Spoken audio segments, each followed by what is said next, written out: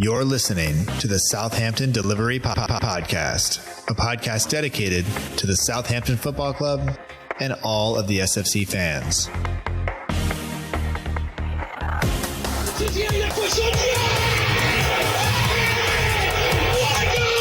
If you want to have guarantees, you have to buy a washing machine. Fonte with a scooping header, We don't lose a match, either we win or we learn. And today we learned.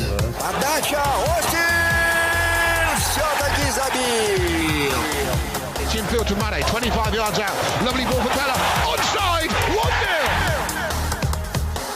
Boufal shot. Oh my word. Unbelievable. We ran around the pitch like Bambi on ice. It was very, very embarrassing to watch. And now, your host, Matt Markstone. Hello and welcome to another episode of the Southampton Dellivery Podcast, a podcast and newsletter dedicated to the Southampton Football Club and all of the SFC fans, available right here on SouthamptonDellivery.com. My name is Matt Markstone. I am the host of the show. No matter where you are, no matter how you may be listening, whether this is your first time or you've been here before, thanks for making the show part of your day. I hope you enjoy it, and I can almost guarantee you will enjoy it more in the second half of Southampton against Tottenham at St. Mary's. Our home form from last season continues, and let's be honest, like the first half wasn't that bad, except for Tottenham got the ball in the net a bunch of times, but had it ruled out by offsides. But the warning signs were there. We continued to play a high line, and then, Son scored 4 times. And then Kane scored once. Kane assisted all 4 of Son's goals. I had Shea Adams in my fantasy team. He didn't score a number of presentable chances and then got booked. So that was cool. Danny Ings scored twice, so that's almost a guarantee. And I don't know. I am recording this not long after the game is finished. Just after I have recorded the actual episode that you'll hear with Christian Candler, which was recorded like 30 minutes after the game was over. So the wounds are very fresh. You're hearing this hopefully on Tuesday or Wednesday, so hopefully things are better. Hopefully the wounds are closed and healed. You've moved on. You're just looking at next weekend. And then you realize we play Burnley. So there's that. But anyway, thank you again for listening. If this is your first time, I apologize. But I apologize for this, I should say. The episode itself is great. Christian Candler is always great. But the wounds, as we talk, as you'll hear, are pretty fresh. We'll walk through the game, and hopefully you enjoy the show. Thank you so much for your support and for listening. We will attempt to do better next week. But until then, here's the show, and I will talk to you on the other side.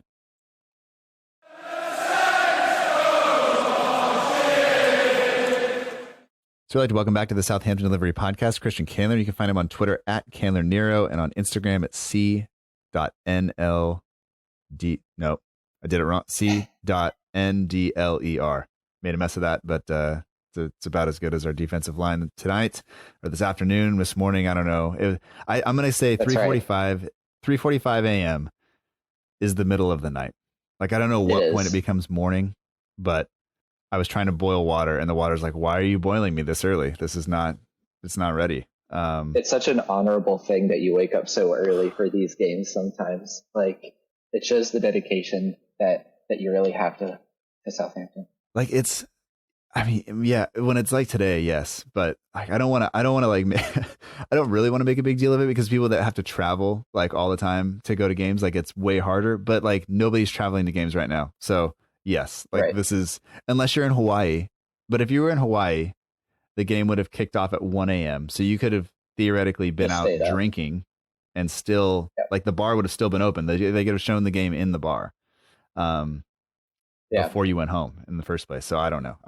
But it was, I mean, the sun is still not out as we record right now. The sun is no sunrise yet. My alarm, I don't think we could be further on opposite sides of the countries. Like, I'm on very much the East Coast and you're on very much the West Coast. Yes. It shows just how big the United States is, that I can look outside and be like, oh, the sun's up. Like, it's full morning here, and you're like, the world hasn't even awoken yet. But yeah, thank you so much for inviting me to be back on here. It's still such an honor that you think I'm cool enough to be on here. Oh, you definitely are. You definitely are. I enjoyed talking to you. And I always think back to the first time we talked. It was, it was a disappointing day, but also a very exciting day. It was the day of the EFL Cup final was when we spoke the first time. And I think that was episode 9. So you've been around a while. I mean, this is 192. It's been such a long time. Yeah. Like I have to think back and be like, wait a minute, that was 2017. Yeah. So it's been a little more than 3.5 years, and time really flies, I guess. Mm-hmm. Like I'm getting to that point where I'm out of college now, and especially even with the pandemic, like time doesn't really exist in the same way anymore. Yeah. So like, I still think it should be like everybody else, that it should be April. Yeah, life is totally different right now. And time is a mess. I mean, I don't know. Yeah. It's hard to put it all into perspective, and I don't know. I just can't. I don't even know where to start, like with time or with this game or anything else. We're recording. I mean, the game has been over less than a half hour, and we're going to try to kind of put it in perspective. And I mean, we're obviously trying to avoid talking about it, but we're going to have to. I think that if this would have happened Saturday morning and then I would have had to get up on Sunday to talk about it, I would be more angry. Like right now, I'm just like, well, like you almost just laugh about it because it was so bad. The wounds are still fresh. Yeah. And so it's still just kind of at the processing stage of grief. We haven't gotten to the acceptance part or the anger part. And that's going to hurt. When we get there. So I was going to make jokes about our formation. We played 4-4-2 or whatever, but I feel like I shouldn't do that because I'm a grown adult. But I mean, the lineup, if we just start there, I mean, let's start there because obviously like there is Bale stuff and he's coming back to Spurs and all that stuff, but he wasn't involved today. He was never coming back to Southampton. But I will say that there was a clip online that somebody posted on Twitter where he was asked to save one of his shirts and he picked the Southampton shirt. So I think that says something. Like he's still, I mean, it's gonna be nice to see him watch him play because I wasn't around when he was playing in the Premier League before. I've only ever seen him at Real Madrid and then highlights of him being, of course, at Spurs and at Saints, but that'll be great. I don't know if you have any kind of thoughts on him coming back, or if you want to talk about that very briefly, because that's at least, I mean, that's slightly better news than what we have to talk about. I'm actually like, I know we just lost the Spurs, and so we should be mad at them, but I'm very happy that he's back in the Premier League. He was such an exciting player back in the early part of the last decade, and he just do things. He was one of those players where he would do things and he'd just make you go, wow. And we haven't been able to see that the past few years that he's been at Real Madrid. And so hopefully now that he's back at Tottenham, he gets a little bit more of that freedom that he had when he was at Tottenham the last time. And so thankfully he didn't get to play against us. He didn't get to do that against us. But I just hope that he was such a dynamic, exciting player. And so it's only going to be a good thing to be able to watch him again back in the Premier League. Yeah. I think it will be exciting, and now that we got that game out of the way, I really expected us to be better, but as you said, I'm glad we didn't have to watch him do it against us. But the first half wasn't bad. No, I had good things written down, and then I don't know. I don't know. I mean, the warning signs were there though. The Spurs had the ball in the net quite a few times with VAR. I mean, that this high line we're playing is absolutely ridiculous. But getting slightly ahead of ourselves, I think that the commentators were saying that Lucas Moura stands to be the one that's going to like lose out, and I don't know. Yeah. I don't know how Spurs are going to fit that in, but I'm sure he is going to have an impact. And does it make them top like title contenders? Like I don't think so. I think they still have other issues, but what do they always say about second season Mourinho? Like this is the time where Mourinho gets the best out of his players, and for that second season, and this is when they're awesome. And then so they'll be, if we can determine anything from patterns, Spurs will be very, very good this year. They'll be at least contenders, and then next season everything will fall apart. Which I'll be here for, because it'll be nice. But yeah, so I mean, that's great. I mean, we have transfer news. I mean, Ralph did come out and say that there's no chance Ings is going anywhere. So that's nice. It's nice to just have that awesome. confirmed. Yeah. And they also said that Boufal may go somewhere, and it looks like the fee's really low. But I mean, and then he's not in the squad today, or on Sunday when we played Spurs. So I mean, maybe there is something there. I mean, is that a huge loss for you? Is he in the last year of his contract? Like, do we know how long is left on his contract? That's something I should know. But if it is the last year of his contract, that would explain the low fee, I guess.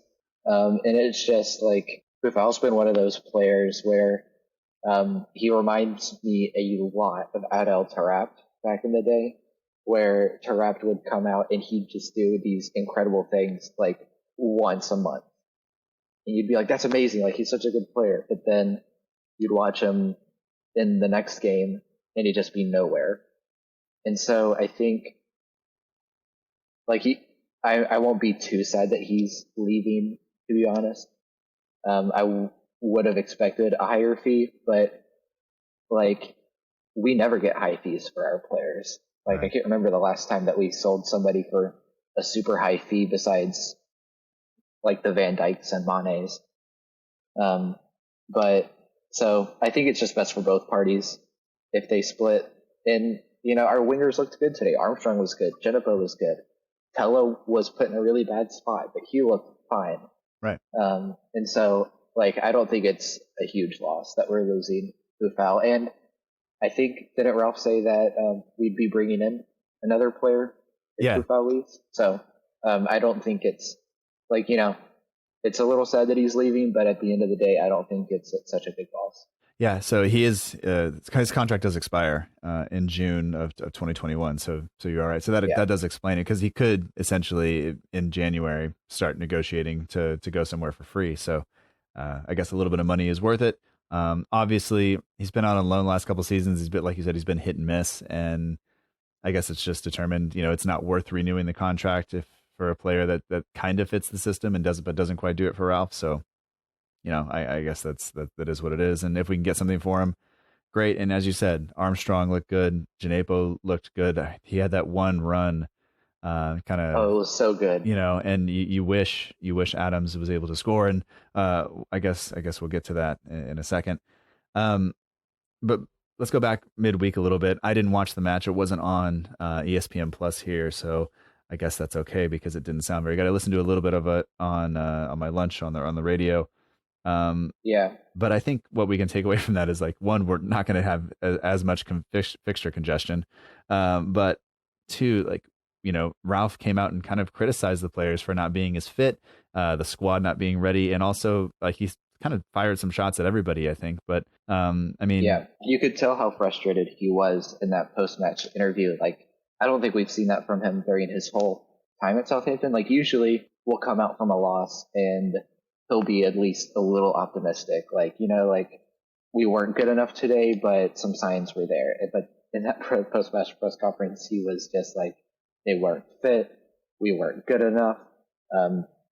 Our preseason wasn't any good. Our squad is light. We need more players. And so it was just like, you could tell how frustrated he was. Yeah.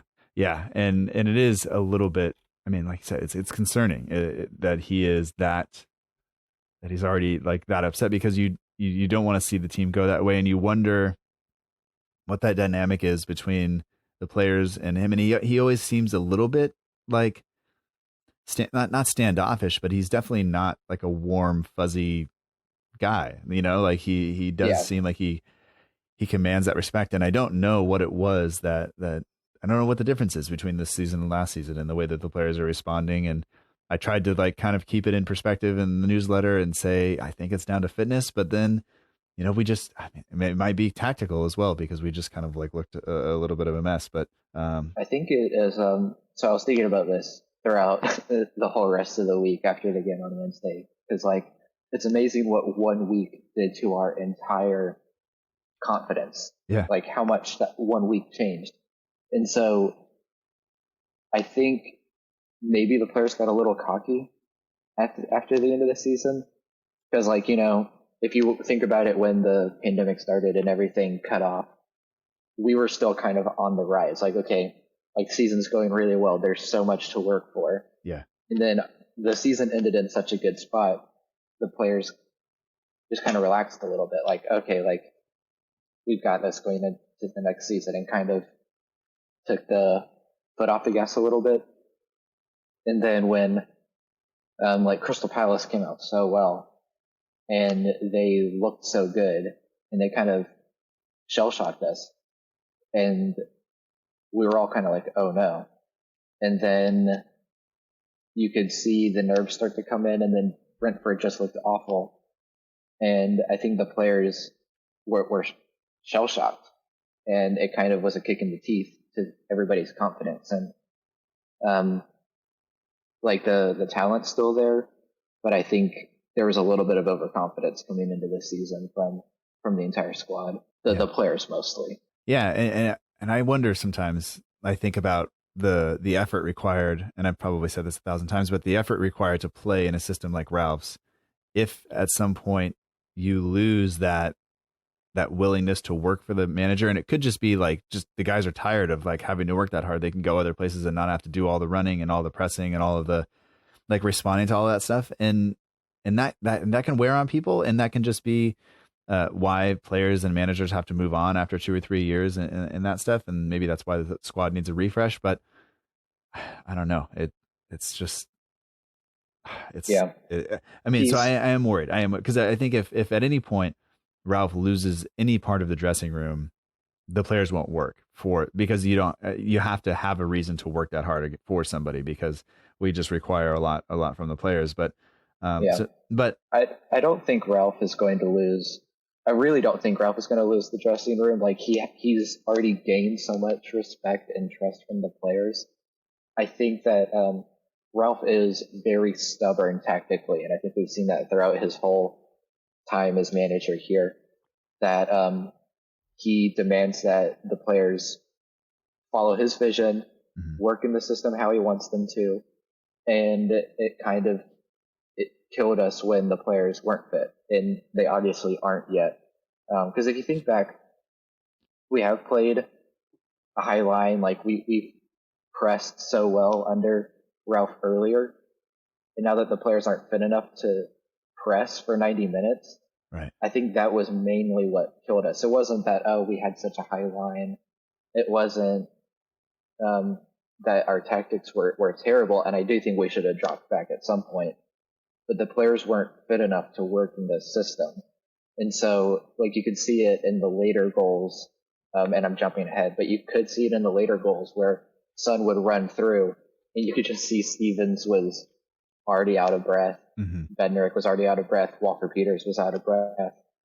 Whereas if that had happened last season, our players would have been fit enough to make the runs back, to make the tackles, to make the plays defensively. And so Ralph should have changed his tactics a little bit, but it's also on the players that they lost the fitness to work optimally in his system. Yeah. So I mean, let's go back and just start with the lineup. I mean, enforced changes there. Armstrong back fit, thankfully. Redmond out with an injury, and I have to shout out Tim Bizantz for calling this in the Discord group chat. I think in both our group and in that Number Saints group, saying when Redmond went down midweek, he's like, that's not a good fall. He's there. That's going to be an injury. And he was spot on. And he's been analyzing like injuries and stuff like that on the That Number podcast for anybody who's interested in having more conversations about that. But, so Redmond's out. So you get Janepo coming in on the left, which I think is what he prefers to play. And then Armstrong coming in on the right. And I thought, like you said, that was good. Ings and Adams up front, and really like no surprises to me in the lineup. But what about you? Are you okay with how that looked? And except for maybe the bench and not having Boufal on it or anything, any cares there? I didn't have any problems. I thought the lineup was fantastic going in. Like if you had asked me to make a lineup, that would have been exactly the lineup that I had made going into this game. And I really didn't have any problems with the bench, and I think it just shows how light our squad is right now. Like we knew coming in to the season that we needed to get rid of some dead weight, but those players needed to be replaced. And so those players just really haven't been replaced. But Ralph's always given a chance to youth, so I didn't mind Tella being on the bench. I didn't mind Smallbone being on the bench. But those are just positions that we need to replace. Like we've already talked about how much we need another center mid and need another winger. So yeah, I thought it was a good lineup, and I'm still excited for Tella. I think he could be a good winger. But those are just positions where we need depth. And if Boufal's leaving, then I don't mind him not being in the squad. Yeah.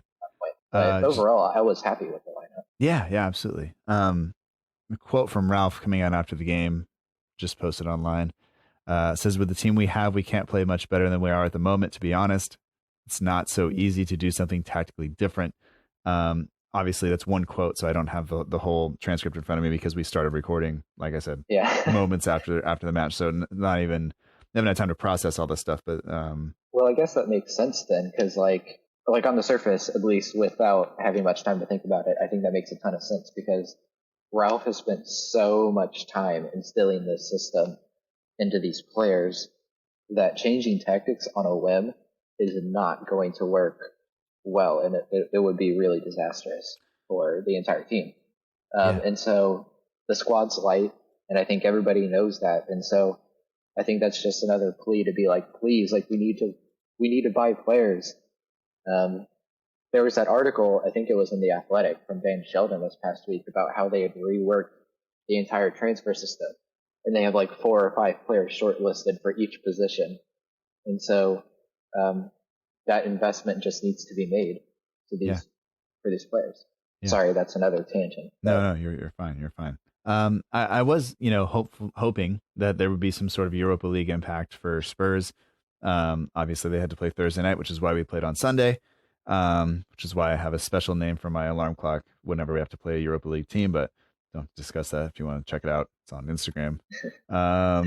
But yeah, I mean, it was just, we're going to have to figure something out because this is not going to work. And it is just 1 week. It is just, it's only 3 games. It's not the end of the world. We can't possibly go from 98.9% positive to 0% positivity, but there definitely are, I think, concerns.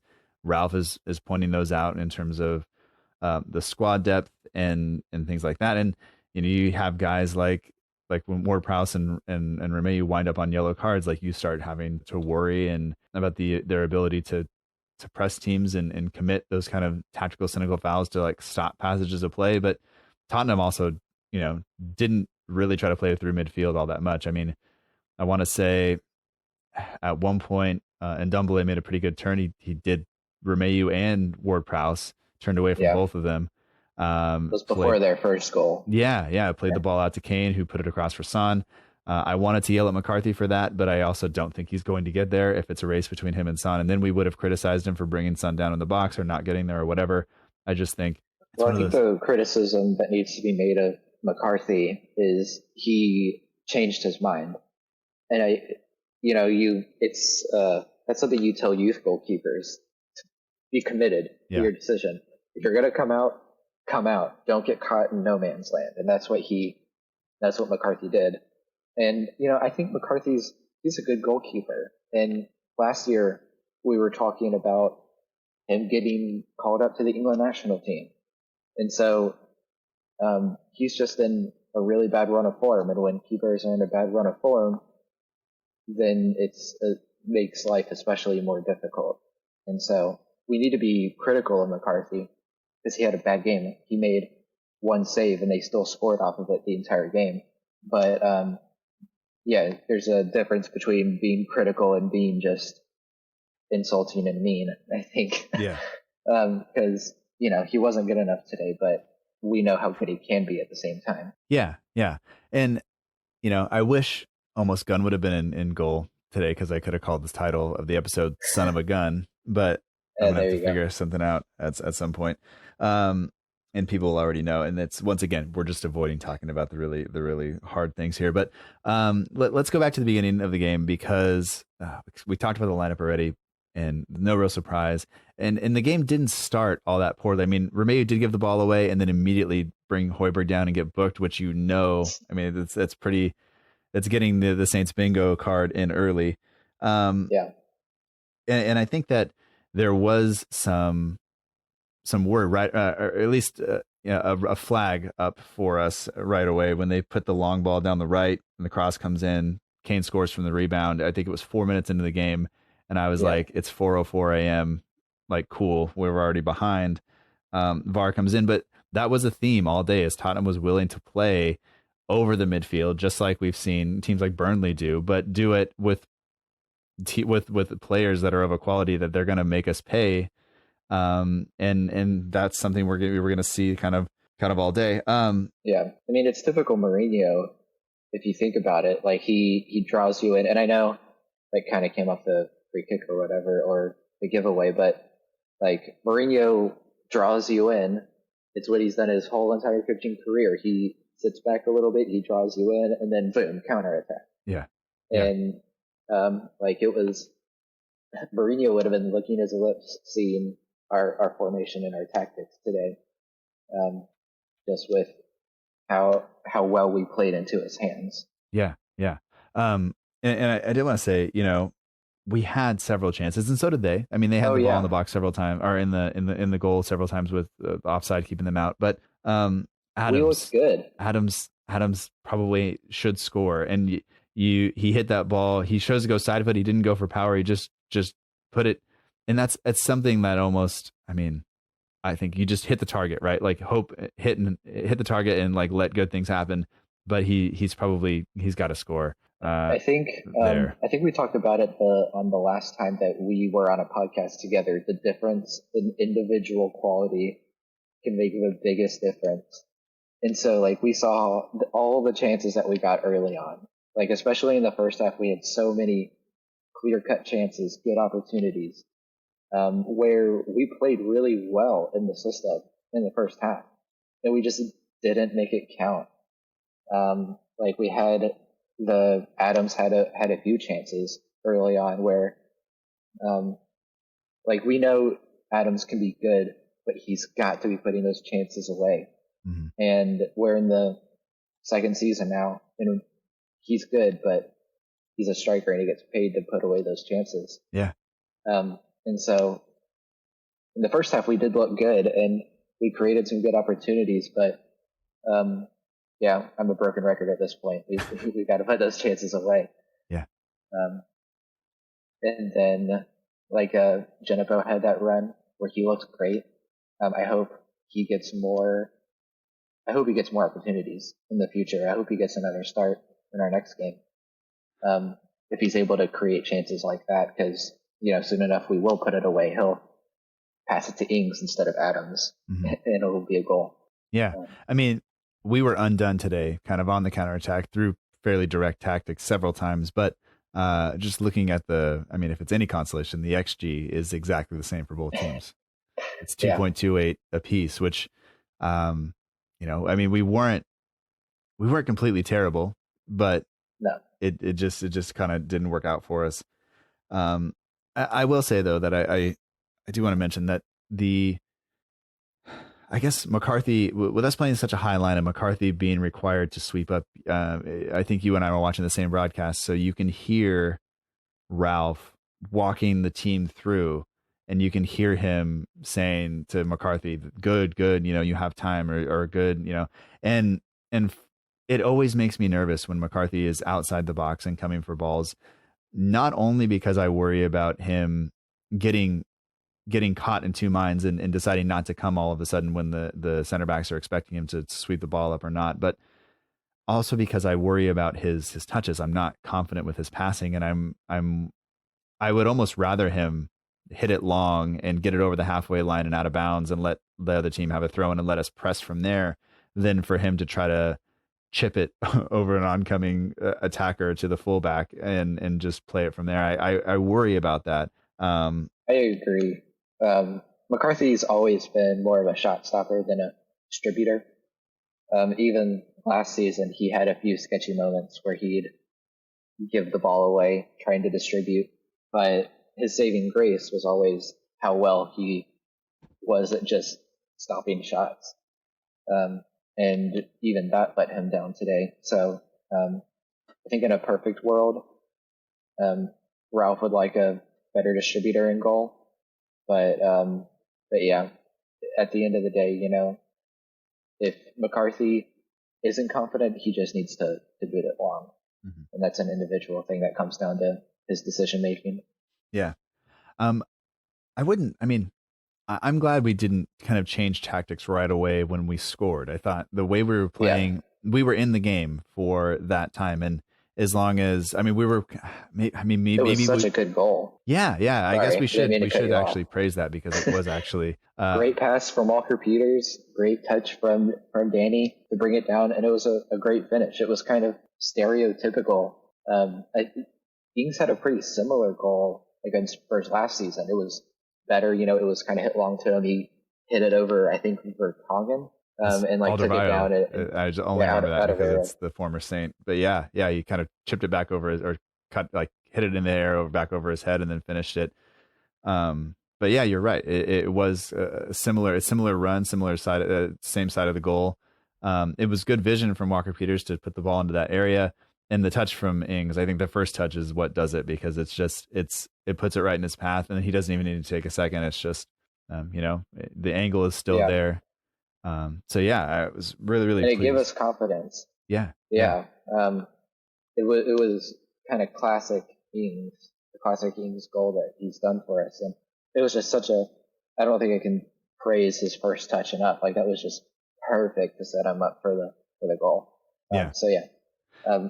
That was definitely a positive from the game.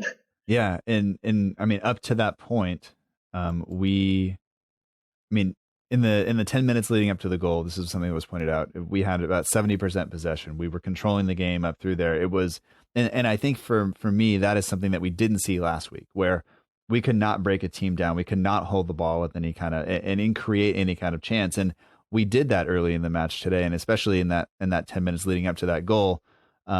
We had we were able to keep the ball, to break them down, and then to take the chance to put it over the top, and like all of that seemed to be working.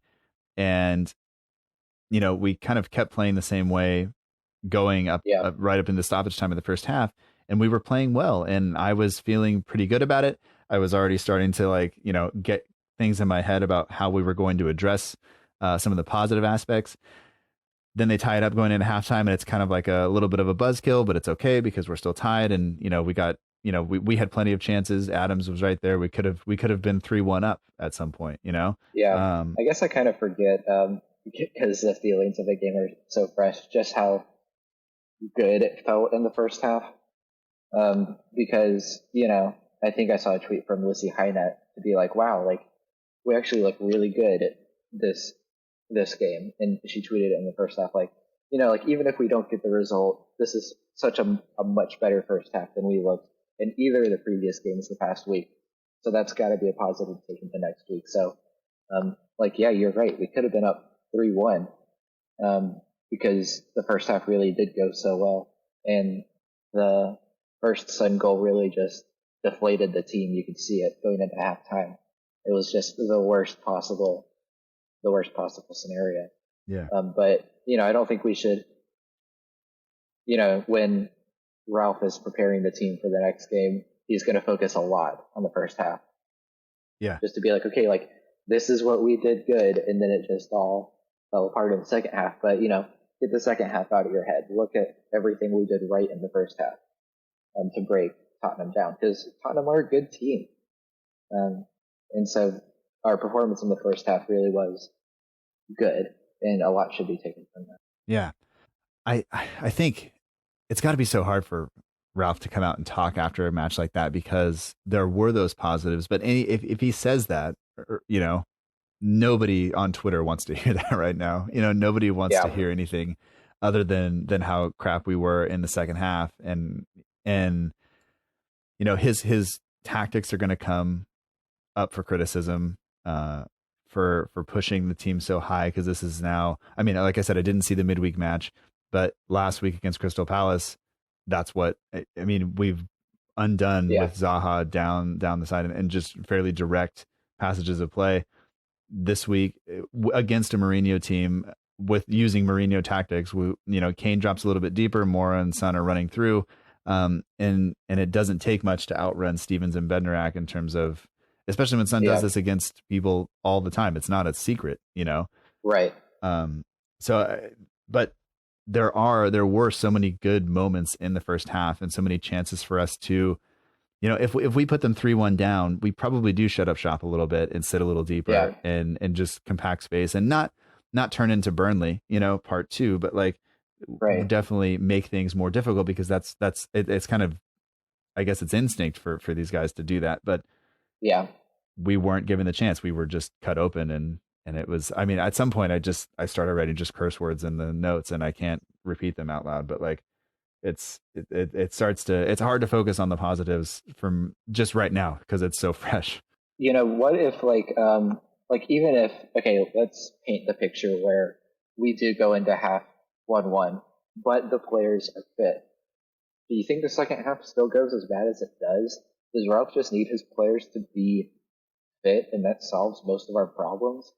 Because, I'm legitimately asking, do you think that's the main answer to our problems right now? If tactically we stayed the same throughout the whole game, if basically keep everything the same, just make the players a little bit fitter, do you think the scoreline is just as bad, or is it a mentality thing too? I think it is fitness, and I wrote in the newsletter that I choose to believe that because that's fixable. There is a solution there, and if we're patient, it will come. But I am worried that with defeats like this, some people may not be strong enough mentally to overcome that if it happens again next week, Yeah. And so it may become a slippery slope. Yeah, it may go from a physical thing to a mental thing if we're not careful. And I think that's what worries me the most, because I think we saw the squad. It felt like everybody came along mentally last year to get up to speed with what Ralph wanted, and I'm just worried that I don't know if you lose them after that, if they'll recover. I don't know. Can I offer a little piece of optimism? Yes, absolutely. Because this is really the same group of players that we had last year, pretty much down to a T. Mm-hmm. And Ralph was able to fix up that team after a really bad run of form at the beginning of last season.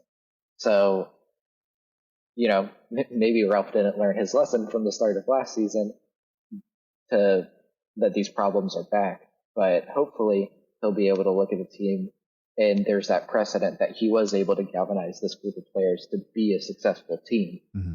And, hopefully he's able to do that again. And I believe he can do that again. I don't think we have any reason. Ralph has not given us a reason to distrust him. So, at least not yet. So I'm still optimistic, but I think we are right to just be a little concerned.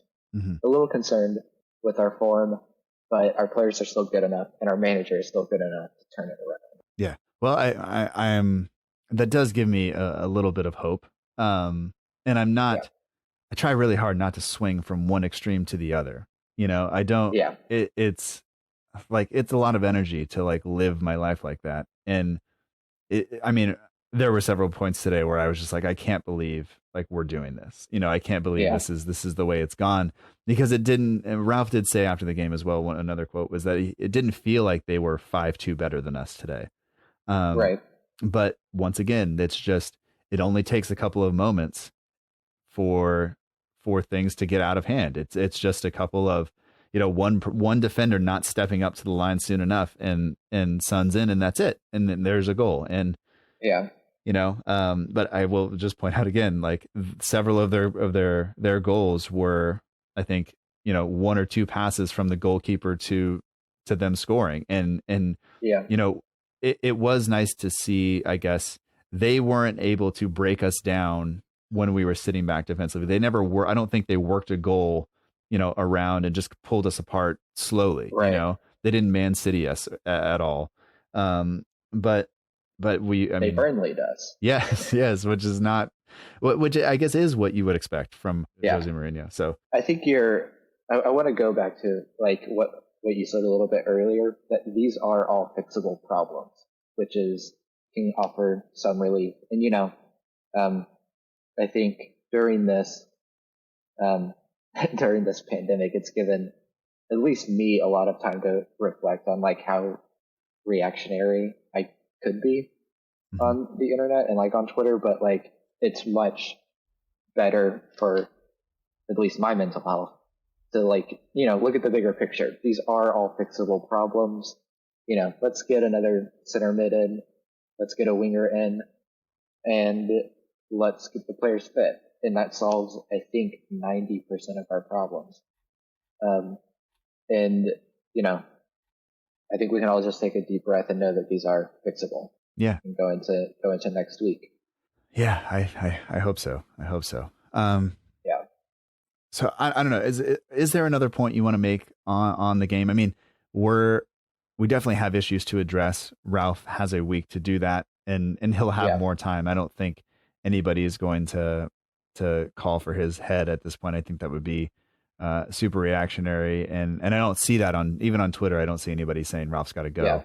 Yeah.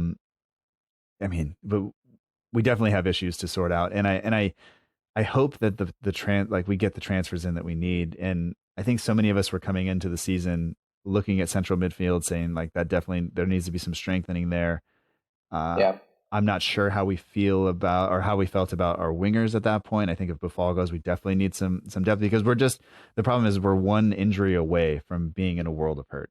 And we're like that all over, and we're not going to you can't have a squad that is bloated and good because we're not playing European football. It's pretty amazing that we have still a decent amount of dead weight, like Carrillo and Hoot are still on our squad, but we have such a light team at the same time. Mm-hmm. And it's years, like that problem's been years in the making, and it's not a super quick fix. And it's something that we've known about for a few years. And so Ralph needs to be able to bring in players, and that's problems that the higher ups have brought onto the team. Because, say we did have a little bit of money, like if Hoot and Carrillo weren't on our wages anymore and we got some transfer money for them, that'd give us a good amount of breathing space to bring in some more depth. And it's just about, we have a very good team, but we don't have a super solid foundation yet of players to be able to, come in and out if somebody's out of fitness. Or if we get hurt, the foundation completely crumbles. Mm-hmm. Like, there's a good chance. Like, what happens if Ings gets hurt? What happens if Ward Prowse gets hurt? Mm-hmm. Then our whole world will fall apart. Yeah. And so, I think that's a long way of saying that our problems have been years in the making, and I don't think there's a super quick fix. Yeah. But there's, I think Ralph will get it done, but I think he's right to be frustrated, and we're right to be a little frustrated as fans too. Yeah, absolutely. But I guess back to the game, there's really not much to say on the second half. It was, at the end of the game, we looked out of fitness. We looked mentally frustrated and tired, like the players had given up a little bit, especially after the third goal. Yeah. And so, when you think about the subs that came in, like, I think Smallbone and Tella are good players, but usually they get thrown into positions that make it really tough for them to have an impact. Like, Tella came in and he had a couple of pretty good shots. He created some decent chances, but he's going up against a top six defense where the rest of his squad has kind of given up already. Yeah. And so, I think our youth are still good. We have there's still reasons to be optimistic, but it was kind of hard to take a lot from especially the later part of that second half. Yeah. I think Tella, Smallbone, I was telling you off record before, I didn't really see much from him, and I was excited for him to come into midfield. It's necessitated by Romeo being booked and us we can't afford to have a red card suspension at this point. So he goes off. Smallbone comes in. I didn't really see him assert himself in the match as much as I thought. He wasn't very impactful. But looking at touches and stuff, he did get on the ball. Actually, I kind of just had questions like, has he actually touched the ball? But he was okay there, but not, like you said, not really an impact there. Tella came on and just I don't know what was said to him on the sideline. Probably, hey, go try something because we at this point we need it. And he did. He got himself a shot right away. It was kind of ambitious, top of the D, but I don't care. Like he's going out and he's not showing any fear, which I think is what we needed, because the fear and the caginess will keep you. It'll cause more mistakes when guys are worried about that stuff. And so just go out and try it. Yeah. I think that's what Janepo brings to the team as well. Just this kind of almost not carefree, but like what do we have to lose? Yeah. Can we talk about the handball rule? And our penalty, because like I'm still caught in two minds about it, because obviously Doherty couldn't get his arm out of the way, but with the way the rules are currently stated, like I feel like it has to be a penalty, because Ings got his handball, with the goal taken away for it. Right, the goal taken away in the first half, and so I feel like the penalty has to be given in the second half too, to be consistent. But then there's the rule about the deflections and how referees have less or more leeway to like not give penalties if deflections happen. And so like I think it's just still so confusing. Yeah. But it's nice that Ings got a second goal. Yeah. I don't have him in my fantasy team. I did have Adams, who had several chances, but Yeah, I dropped Ings as well for my fantasy team, and so he was bound to score when that happened. I mean, there is the silver lining that I did have KDWP, but I'm sure his assist numbers are wiped out by the fact we conceded 5 goals, but I also had Son. So yeah, I feel a little guilty, but I was encouraged not to make I was encouraged to bank my transfer. That's what it was. I'm just writing down a couple of questions that are coming in from Instagram and Twitter just so we can kind of address them. But yeah, I mean, impressed with Tella, yes. Worried about the squad, yes. Think it's fixable, yes. How long it's going to take, I don't know. Like it's. And I feel bad that I haven't like talked about specific details of like their goals in the second half, because like I mean the 5th goal, like I guess my biggest frustration from the game is that McCarthy only made 1 save and they still scored after he made his 1 save. Yeah, like he was just kind of invisible, mm-hmm. and which is frustrating because I know like he's good, but he really didn't in practice. He didn't make a save the entire game, which was a little disappointing. At least on my end, and because we know he can do better. And I wonder if Forrester will come in next week now. Yeah. I wonder if he'll get that shot. Well, and I think too, McCarthy played midweek when we kind of thought Forrester would get the start, right? Is that right? Yeah, he did. Yeah. So his 1 save, according to who scored, Alex McCarthy makes a save, parried into danger. He didn't get it away, and Kane mopped it up and scores. But you're right.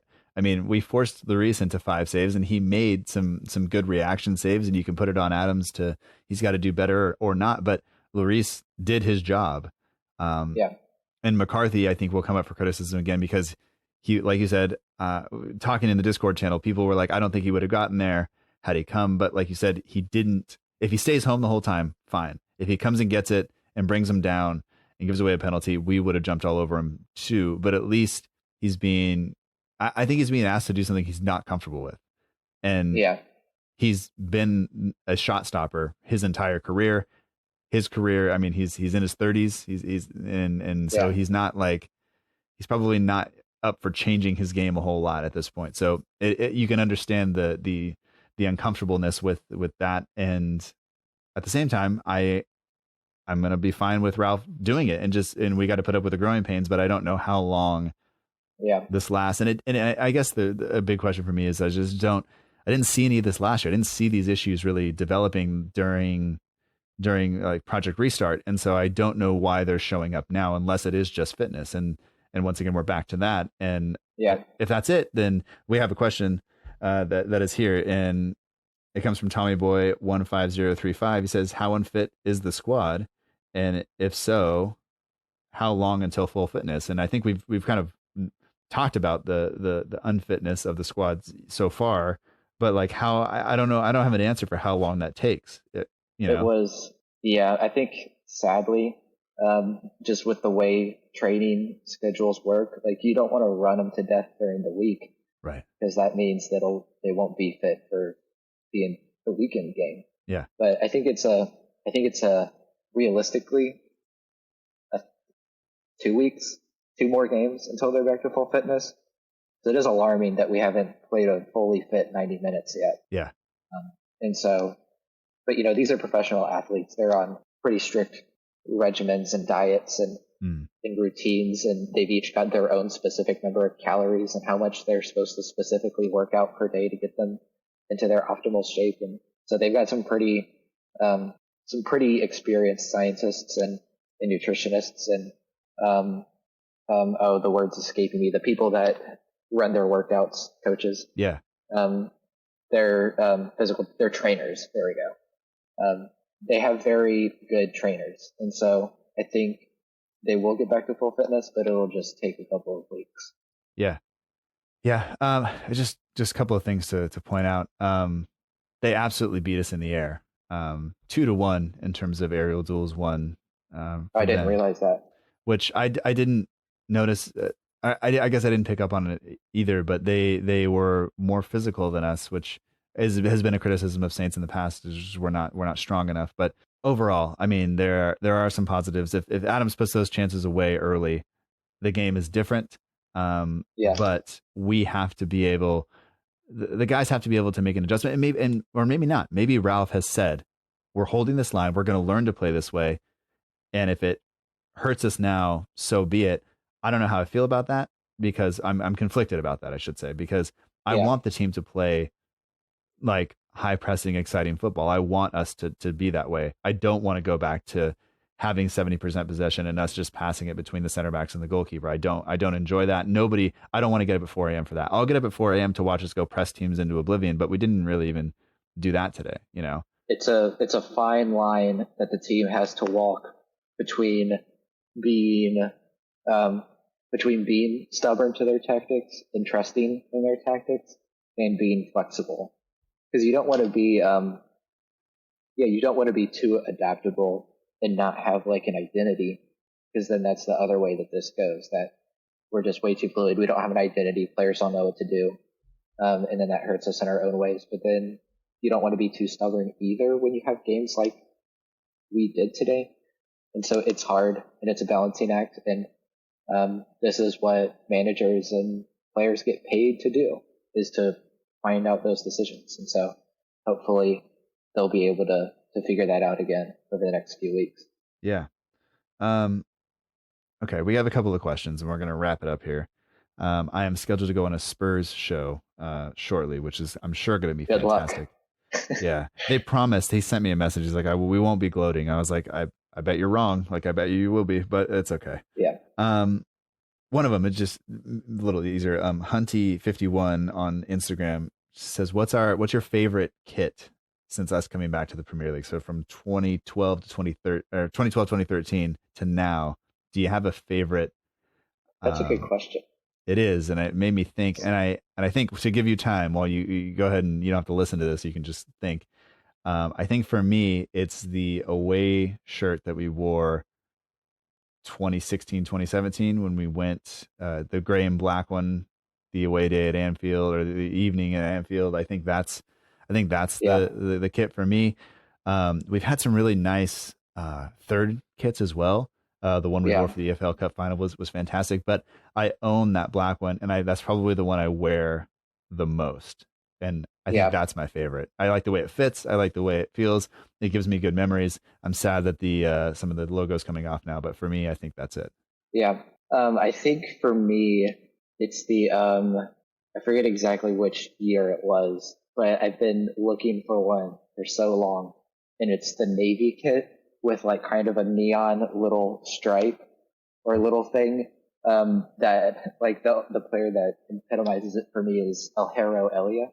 Yeah. When he wore that, and I want that navy one with like movie at the front, long sleeve.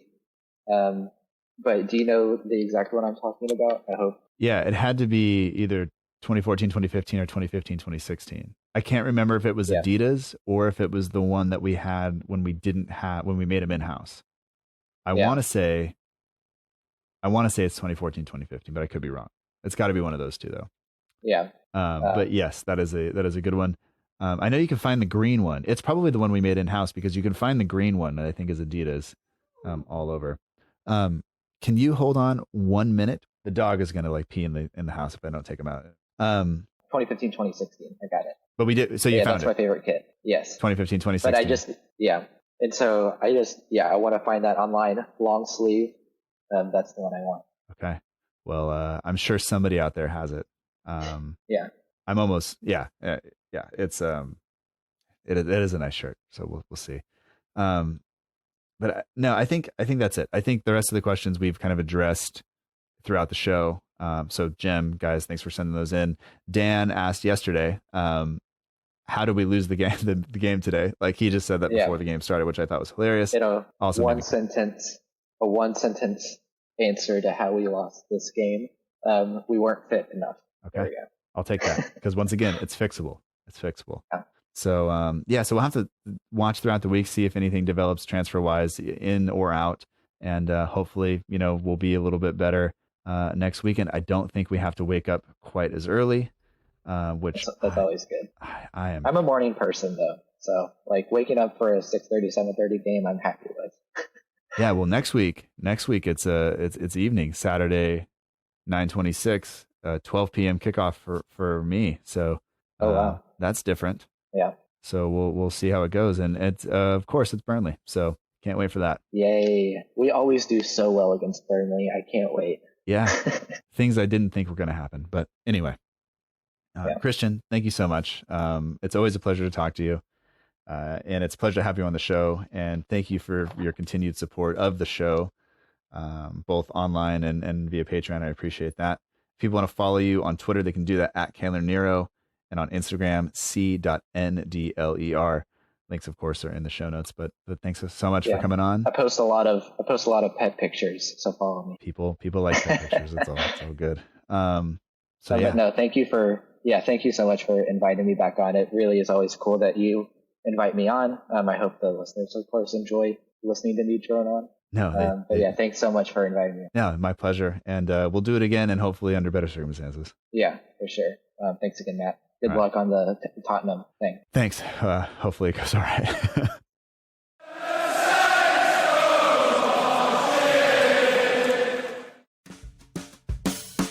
And that does it for this week's episode of the Southampton Delivery Podcast. Thank you so much for joining us. I hope you've enjoyed it. Special thanks goes out this week to Christian Candler, the guest of the show. You can find him on Twitter at Candler Nero and on Instagram at c.ndler.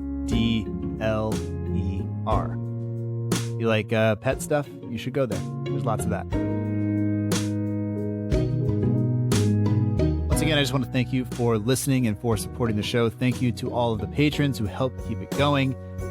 If you would like to become a member of that community, you can do so at patreon.com/SFC Delivery. The link, of course, is in the show notes. But even without the patrons, this show would still maybe kind of be possible.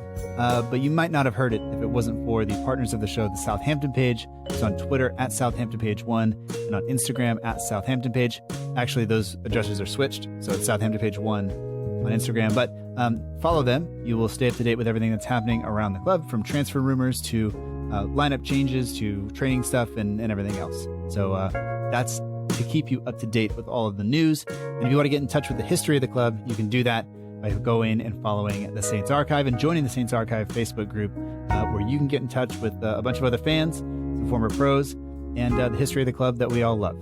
The logo for the show is done by Matt Beeling of the We Are Southampton page on Instagram. For all your matchday edits, polls, competitions, and more, be sure to check out the We Are Southampton page on Instagram. All music comes courtesy of the Free Music Archive at freemusicarchive.org. The intro song is Epic Song by Boxcat Games, and the intro credits that you listen to right now is Aim is True by Poddington Bear.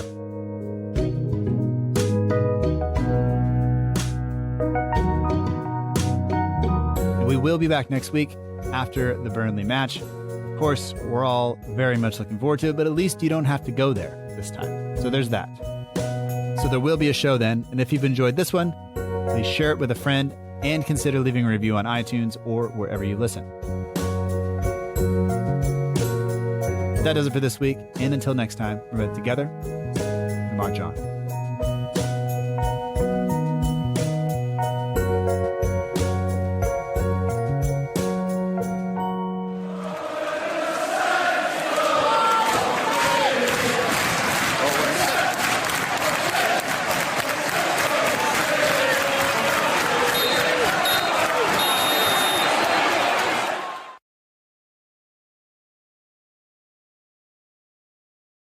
Absolutely shocking.